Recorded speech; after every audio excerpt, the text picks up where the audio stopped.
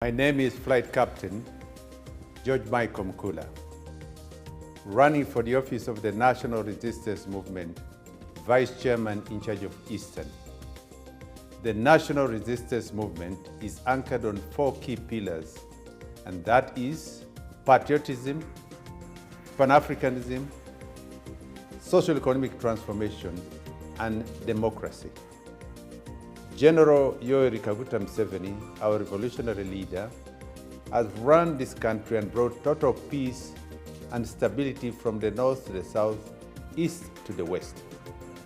We now have a duty in the next term, in our manifesto, to ensure that we capture the key points of social-economic transformation by reducing poverty in our population, improving and ensuring that we create employment for the young people.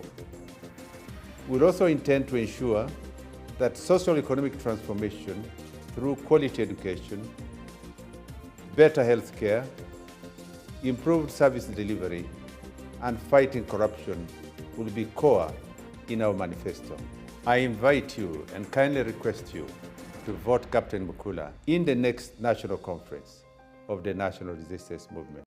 Nkwandiza nate gwe mukwano gwaffe atugubirira era nga nkujukiza nti subscribe updates presidential aspirant General Mugisha Muntu avuddeyo nate n'alabula ku lutalo olwali Acholi.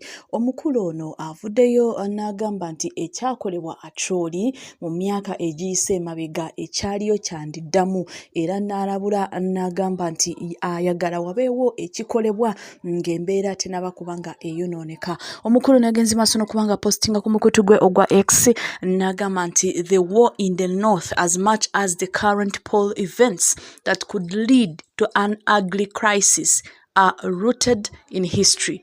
You seem not to recognize that. It is not diplomacy. It is hard reality which some do not seem to want to face. I face realities in which I participate.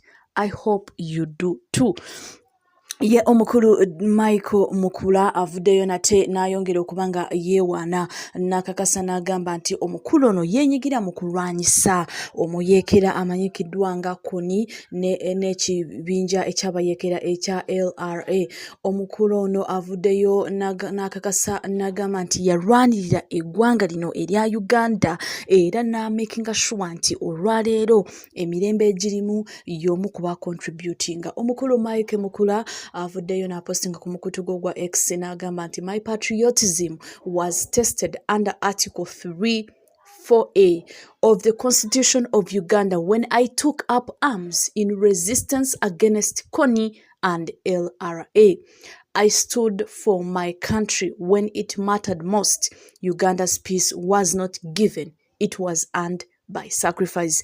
Omukulu oyo bw'atyo bw'akakasiza n'agamba nti yeenyigira mu kulwanyisa omuyeekera amanyikiddwa nga Kony, era omukulu n'avudde n'akakasa n'agamba nti emirembe gya Uganda tebaagifuna bufuni wabula baagirwanirira okulaba nga olunaku olwaleero emirembe giriwo Java mu lutalo. Era omukulu ayongeddeko n'agamba nti n'omukulembeze owa Rwenzururu yaliwo nga bateesa, waliwo okuteeseganya wakati w'omukulembeze ono owa Rwenzururu oluvannyuma lw'okuba nga olubiri baalulumba amagye ne gayiibwayo. Waliwo okulwanagana okw'amaanyi Rwenzururu Kingdom, wabula omukulu ono Mike Mukula avuddeyo n'akakasa n'agamba nti yeenyigira mu kuteeseganya era n'amakinga sure nti waliwo emirembe mu Kabaka obwa Rwenzururu. Omukulu avudde n'agamba nti the Rwenzururu Kingdom is standing and stable.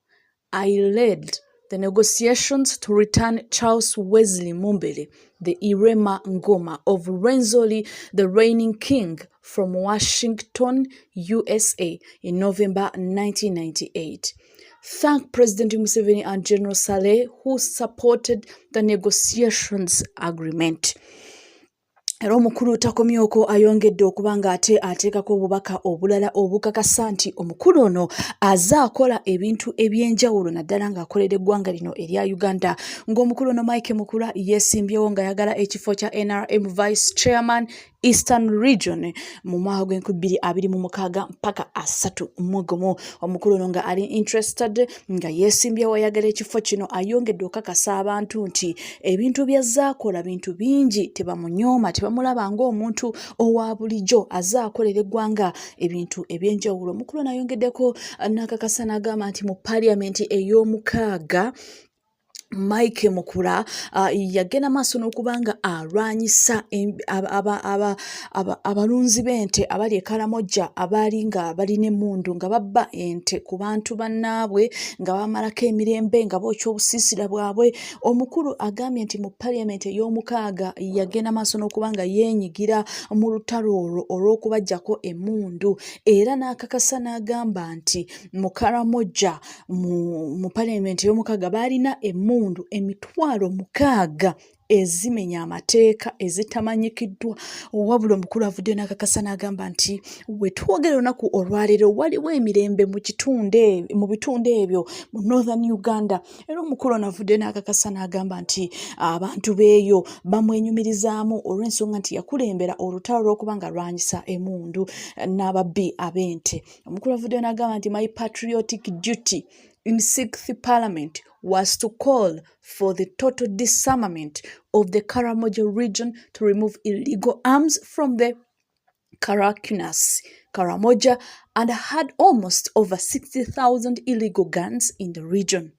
The Acholi, Lango, Teso, Bugisu, Sebei, and internally within Karamoja suffered catastrophic cattle raids and serious loss of lives in this region. Today we have total peace in this region. Omukulu ye bw'atyo bakakasiza n'agamba nti e Karamoja waliwo emirembe, abantu batambula n'emirembe kwegamba embeera ekyuse. Era avuddeyo n'akakasa nti ye akoze kinene nnyo okulaba nga abantu b'e Karamoja bafuna emirembe. Era omukulu ono avuddeyo n'akakasa nti yakola nnyo okulaba nga waliwo emirembe e Karamoja, era akakasa nti singa anaaweebwa ekifo ekyo ky'ayagala okuba nga aweebwa ajja kuba nga akola n'ebisingawo, ajja kuba nga akakasa nti waliwo emirembe mingi mu bitundu eby'enjawulo naddala Eastern Uganda awamu ne Uganda yonna. Stay tuned.